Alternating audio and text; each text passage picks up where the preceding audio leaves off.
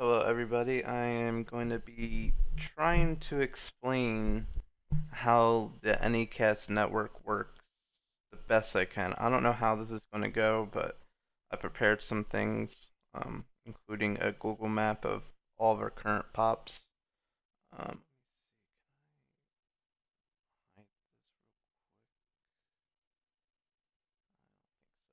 anyways, um, so it's been like a big discussion for a while on this the Anycast network in general, and some people understand it, some people get it a little bit, and then there's others who just don't understand it whatsoever. So I'm gonna try to explain in the simplest terms possible on what it is, and then I'm gonna dig deeper into the specifics, or the specifics for the GFL Anycast network, I should say, because we have a specific configuration for it. So first of all, um, the Anycast network, it's basically a network full of POPs, which stands for points or point of presence. These are actually servers, and how it works is we have a an IP block. Let me get that up so we can look up the IP block here. It is 92.119.148.0/24. 256 IPs are included in this. While we don't technically own the IP block, that would be thousands of dollars. We are renting it out, and we basically just have full control over the IP block. It's basically ours, per se. We also have an ASN associated with it. I've also gotten this last November. Um, and then we link the IPv4 block to it. This allows us to use multiple hosting providers for Anycast network, which is something I've been wanting to do for a long time now. So, anyways, like any server running with these IPs, so anything under the 92.119.148.0/24 range is a part of our Anycast network. So how it works is the client. I have a paint program here. I don't know how fucking good I'm gonna do with this, but um, the client will just the little C here. They suppose so when they try to connect to any service on that network, including game servers, they actually route to a POP. So the point of presence server. We'll just name this P. And then the POP forwards that game server traffic to the game server machines. Now, this is going to look a lot better here. These all represent POP servers, all these points. Now, the green points represent our game server locations, but there's also a POP server in each of these locations. They're not, the game server machines are completely off the network. All of the POP, like all the Anycast network does, is forward traffic to the game server machine. So it sits in front of the game servers basically, and it allows us to add DDoS protection, and it comes with a lot of other benefits. Um, Obviously, it has its cons too, but once we expand the network, I don't think we're going to be running into many cons other than pricing. Um, Anyways, I don't know what I can do with this Google map. I haven't actually tested, but I think you can draw a line. Okay, so let's say that you're living in trying to think of a okay, we'll just say me. I'm in San Antonio, right? We'll color this shit something else. Like blue. Alright. So when I connect to one of our game servers, I route through the Dallas POP. So basically, all my traffic is going to the Dallas POP. I don't know. Terrible. Um. Anyway, guess you can't fucking undo lines apparently. Okay. Well, that makes no fucking sense, but okay. Anyways, oh my god, I can't have. Why can I not undo lines? That's frustrating. All right, so I route to the Dallas POP, and then to whatever game server machine is configured to go. So let's say I go to Gmod TTT rotation. That's in Dallas as well. So it goes to the Dallas POP, and then it goes to our game server machines in Dallas. And from the POP to the game server machines, it's typically I would say the Dallas pop to the game server machine in Dallas would probably be like 0. Maybe 1 millisecond ping. It's not that big of a difference. So it's fine in my opinion. Um, but let's say if I wanted to connect to a server in Chicago, let's say CWRP, I think that's on our GS12 machine, which is in Chicago. I go to the Dallas pop and then go all the way to the Chicago pop. Now, it's gonna be, and I'll explain this later actually, so I won't say anything for now. Anyways, that's how it basically works. Now, in terms of DDoS protection, what you're trying to accomplish with an Anycast network is trying to forward all legitimate traffic to the game server machines, but block the attack traffic on the pop level. So let's say, for example, we have a malicious attacker, and we'll put them in red, like right here. Now, remember, most attacks are DDoS attacks, and there's many attackers, like many hosts. So this is just one. Now, let's say they route to the Los Angeles pop, which we'll draw a line for. Now, as of right now, without the new filters I'm putting in place, it will be forwarded to whatever game server machine there is. So either Dallas or Chicago or New York. This creates a single point of failure because all of that malicious traffic is being forwarded to the game server machines. So what my filters are doing is literally only forwarding legitimate traffic. So this attack traffic only reaches the pop. Now it can take down the pop. That's definitely a possibility. But if a pop goes down, it's way better than the game server machines getting overflooded. Because if a pop goes down, it'll only affect the players routing to that pop. So let's say if they overflood the Los Angeles pop, all players routing to that pop and services would be affected. But like the Seattle pop, for example, or Dallas, or people routing to those, they might not feel anything because none of the malicious traffic is going to the game server machines. So that gives a bit more information on the DDoS protection included on this. The one other big thing is how does it determine which pop to route through? Technically, it uses the AS path, which is how many ASs or ASNs the hop or the route goes through, and it chooses the lowest. But since that a lot of times has matching routes, it then uses the hop count. I'm about to explain what the hop count is in a second here. But typically, it's supposed to route to the closest pop server the client is to. So for me, I'd be in Dallas. For the attacker here, it could be Seattle or Los Angeles, but probably Los Angeles, I would guess. Somebody's in Philadelphia, they'll probably route through New York, and so on. Anyways, let me go into more information here on the route. So let's say if I do an MTR to Gmod rotation, or I don't know what IP it is. I think that's actually prop on. This is the route, and each of these is a hop.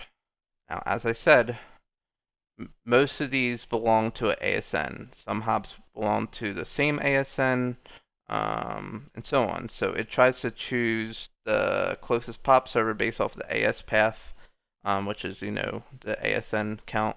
But if there's matching routes, it'll try then to pick the lowest hop count. So as you can see, I'm going through 14 hops at the moment.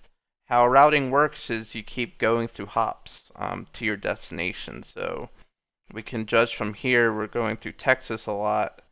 It actually gets into Texas, it actually gets into Dallas here.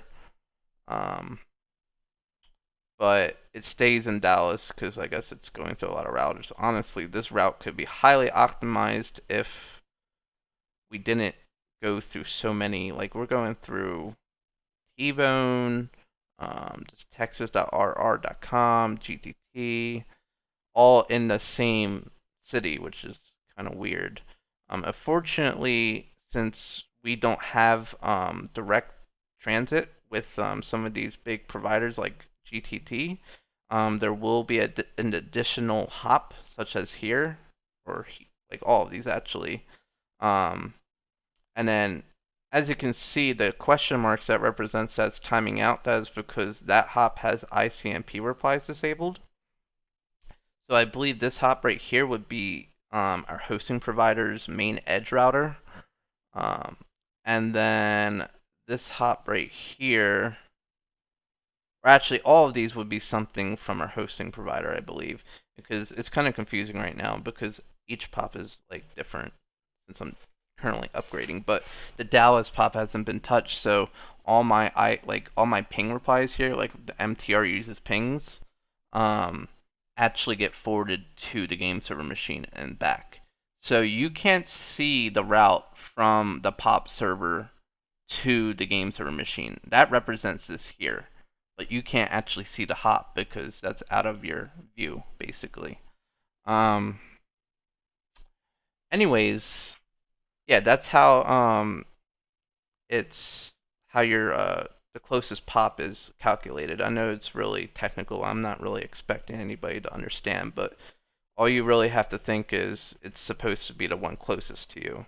You can usually see which pop you're routing through just by reading the last few host names, and they'll probably represent the city it's currently in. Like for Dallas, for example, you can see DAL.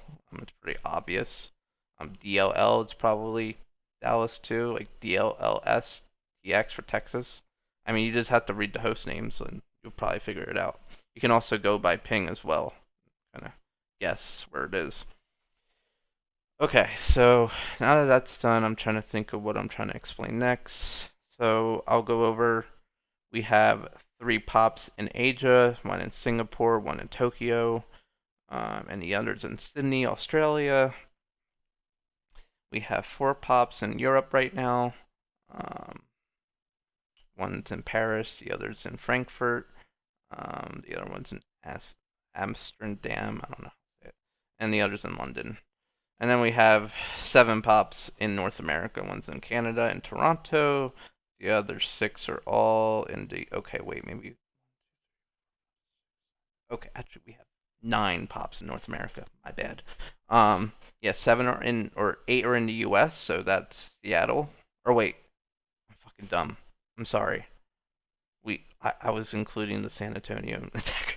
Okay, we do actually have, I think, 6 in North America. I was right the first time. Or 7. 7. 7 in North America. So 1 in Seattle, 1 in Los Angeles, I believe it is. Yeah. The other in Dallas, Miami, New York City, Chicago, and Toronto, Canada. Okay. So we don't have any pops anywhere else, but I am planning to get more in other locations eventually. So yeah. Now, one thing to notice. So I created a program. It's called IPIP Direct TC, and this is where it gets really complicated. So I'm not really expecting anybody to understand what I'm saying.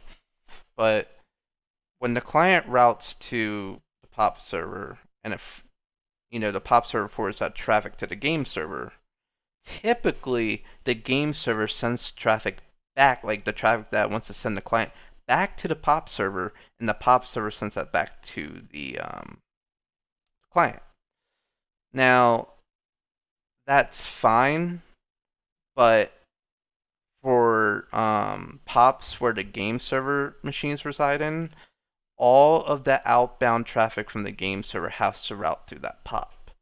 This results in overage fees. Like we're paying, I think, $300 a month on our Dallas POP of overage fees, because it's like all the traffic from that game, like all those game server machines in that location go through that POP, all outbound traffic.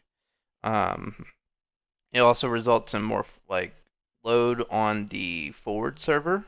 It can also create a single point of failure. Um, and it's just not fun.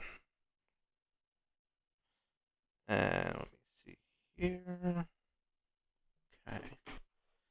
So what I made instead was an IP direct. What this does is, assuming we get our ACLs removed for the hosting provider, which we have in our Dallas hosting provider in New York, we're still waiting for Chicago. It allows us to send the outbound traffic from the game server machine back to the client directly by spoofing the IP to look like it's coming from the Anycast network, so the client replies back and it looks like it's coming from the Anycast network too. So that's what it basically does. Now, this is nice. It results in less forwarding. And the other nice thing is it allows us to have, so as of right now, when outbound traffic is typically sent to the client, you know how it has to route to the closest POP server to the game server machine. So the POPs in, Dallas or New York City or Chicago. Um, the latency from the game server machine to that POP is added on top of the client's ping, like normal latency. With this IP direct program, since it sends it directly back from the client, like or from the game server machine, it doesn't need that additional latency. Like it doesn't add that additional latency because we're sending it right back to the client. We're not, relying on that POP being there. This also allows us to have a hosting provider that isn't in a location where there's an existing POP. So we could have one in Kansas City, and it wouldn't add any additional delays or anything because outbound traffic doesn't have to route through the nearest POP server. The one bad thing about this method is, so the route you use to the Dallas or to the closest POP server works fine, right? But what happens if something messes up with the route from the game server machine back to the client? We don't have any control over that. That's outside of our network. That's not in our network. At least, when we had it before, the game server machine connecting to the POP server, like the closest POP server for outbound traffic, we had control over that network because it's going out through our network and going back to the client over our network. But with this IP direct program, it's not. It's it's not going back. It's using the game server machine's hosting provider to send the traffic back. So we're using their upstreams or peers or so on. I think upstreams and peers are basically the same thing. So that's the one bad thing, and that's what's a pain in the ass about all of this. And honestly, with Bifrost, basically Compressor V2, the new packet slash filtering software Dre and I are working on, we won't need that IP direct program. And we'll also, since we'll be doing plain NAT, we won't, like the game server machine won't be routing through the closest POP server. It'll actually be routing to the POP server the client is sending traffic from, which is going to be way better. The other bad thing about, this whole routing thing with the game server machine, like the game server machine might have like a really messed up route for a player outbound. So like, they'll give us a trace route or an MTR of them connecting to the network, and it's like, oh, that's fine, that looks great. But they're like, why am I still getting high ping? Why am I still, suffering? Well, the route from the game server machine back to the client might be really messed up. It might be going out to fucking Maine for all we know and back to San Antonio, which just completely ruins it. Like I said, this is just how it is right now. This is the best solution I could come up with until we create Bifrost. This is how it is. That's the only fallback. It's basically we don't have any control over that route, and it's not very consistent as well since, it's a completely different network going back. Anyways, I hope that gives a little bit of insight on some of the issues I'm struggling with personally because it's really hard to diagnose things like that. Anyways, that's basically about it for that. The next thing I wanted to talk about is,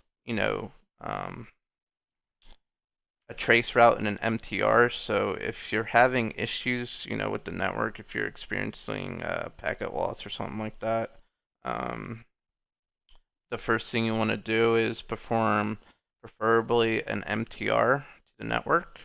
So you can go for Windows, you can download something called WinMTR, which I actually think I have here.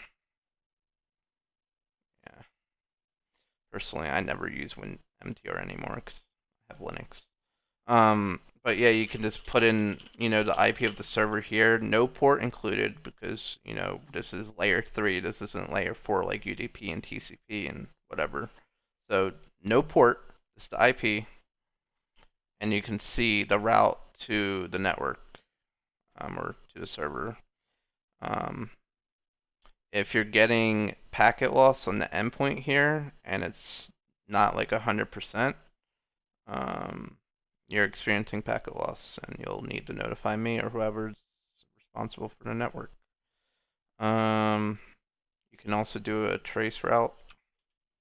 So for Windows, this is trace RT, which is okay, but it doesn't show packet loss for one, and for two, it doesn't continuously send packets to the network. I just prefer MTR because you can see here it continuously sends packets and it shows packet loss. All a trace route does is just see your route. Like that's basically what it is. It does show your latency, but it only takes it 3 times. Like it's not really that big. Which is why again I would always prefer the an MTR. Plus, it's a lot more faster. Look how I could instantly do an MTR and get the hop, get the route. Whereas a trace route is just taking a while because it's doing 3 pings at a time, in which some of them are timing out. So it's just going to take longer because the timeouts are set probably to 1 to 3 seconds or something like that. So yeah, just do an MTR. A lot easier, a lot more information for me. I mean, sure, trace route will do. Trace route, I mean, it's simple to do if you want to see which pop you're routing through, and that's usually what I recommend it for. If I just want to see real quick, what pop they're routing through, I'll just be just do a trace route real quick, and just so you don't have to download WinMTR or some shit.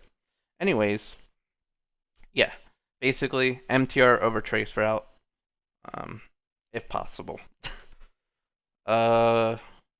That's really. I'm trying to think of what else I wanted to go over. The one last thing I wanted to talk about was AS2 info caching. For those of you that do not know, the AS2 info packet is what Valve uses to measure the ping to the game servers in the server browser, and it's basically the timing of this packet. So the timing of this packet to whatever sends a reply, that's what it uses for the ping.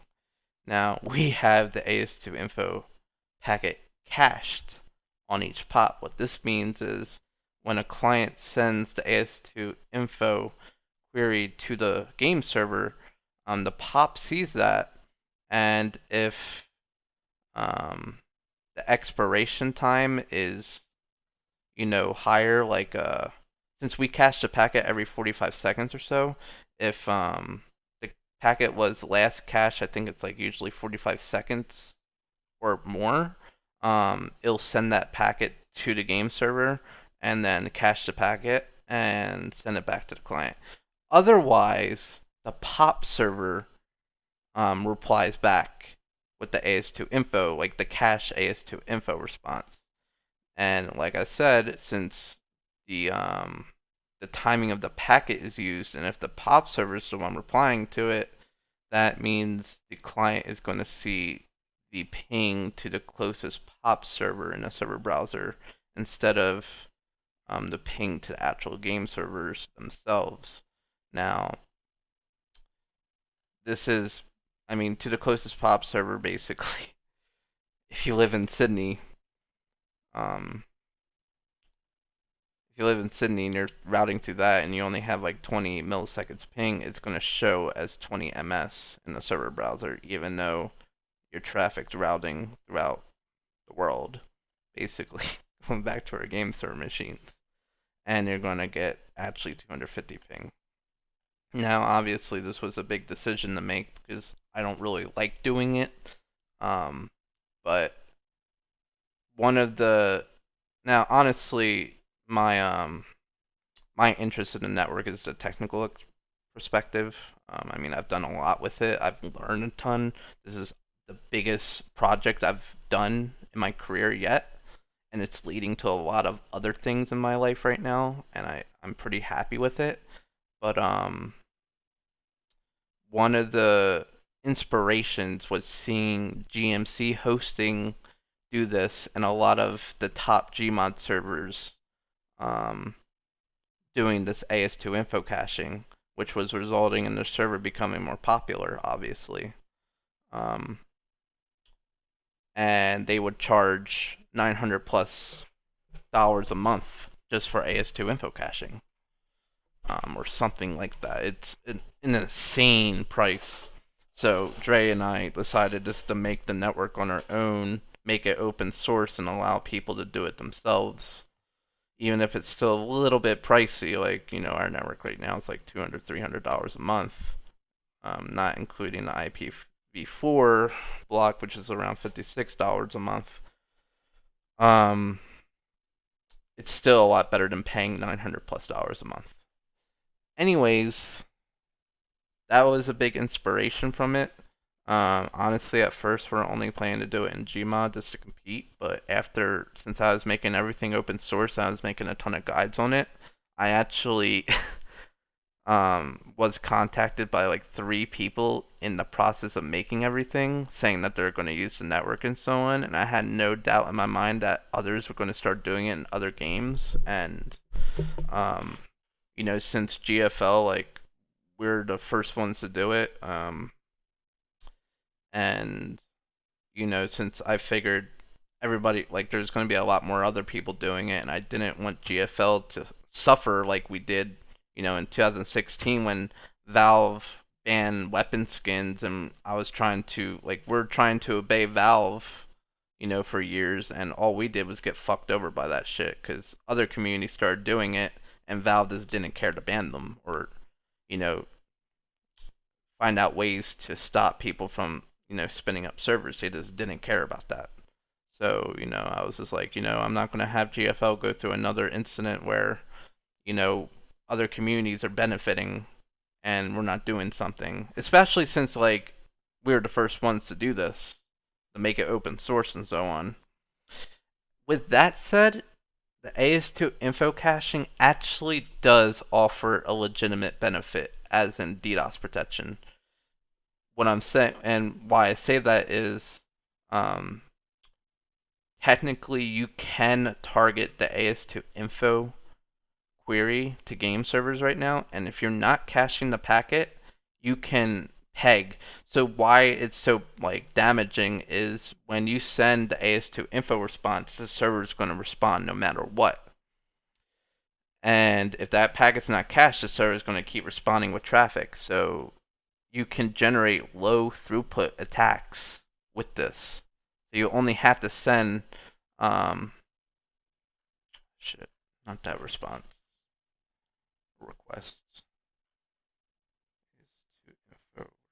So you only have to send this packet right here with these bytes set and target the game server, and it'll basically either take this game server completely offline if you have the query CVAR limits raised, or if you have the query CVAR limits lowered, it'll take your game server off the server list.